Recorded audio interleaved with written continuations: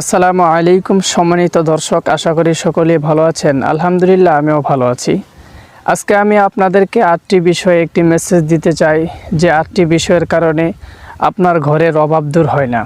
আর ভাই, অবশ্যই এই 8টি কাজ কখনোই করবেন না। তবে 8টি কাজ শোনার আগে আপনার কাছে আমার একটু অনুরোধ, যদি ভিডিওটি আপনার কাছে ভালো লাগে থাকে তাহলে অবশ্যই ভিডিওতে একটি লাইক এবং শেয়ার করতে ভুলবেন না, কারণ আপনার মতো যেন আরেক ভাইয়ের কাছে এই মেসেজটি পৌঁছে যায়। তো চলুন, আজকে আমি আপনাদেরকে যে মেসেজটি দিতে চাইছিলাম সে মেসেজটি আমি বলি। নাম্বার 1, বিসমিল্লাহ ছাড়া কখনো খানা খাবেন না। নাম্বার 2, পুরুষত্ব উপরে হয়ে শুয়ে থাকবেন না। নাম্বার 3, আপনি কখনোই 5 ওয়াক্ত নামাজ কাজা করবেন না। নাম্বার 4,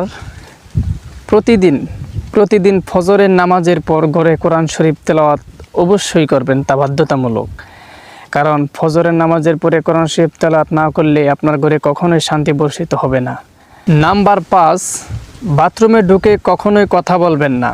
এবং নাম্বার 6 হচ্ছে, আপনি দান করছেন তো সেই দানের কখনোই খোঁটা দিবেন না। আর কবরস্থানে গিয়ে কখনোই হাসাহাসি করবেন না। এটা হলো নাম্বার 7।